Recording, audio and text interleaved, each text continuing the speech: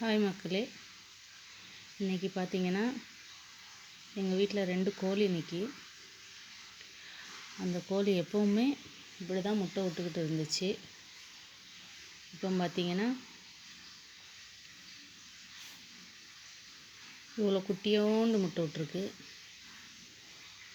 பாருங்கள், எவ்வளோ குட்டியாக இருக்குன்னு. எனக்கே ஆச்சரியமாக இருக்குது. நான் இப்போ தான் பார்க்கேன் இப்படி முட்டை விட்ருக்குன்ட்டு.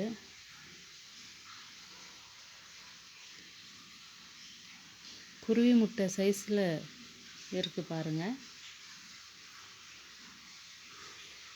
இந்த முட்டைக்கும் இந்த முட்டைக்கும் இருக்குது வித்தியாசத்தை. எனக்கு ஆச்சரியமாக இருக்குது. உங்களுக்கு இதேமாரி பார்த்துருந்தீங்கன்னா, நீங்களும் பார்த்துருந்தீங்கன்னா கமெண்ட் பண்ணுங்கள். தேங்க்யூ.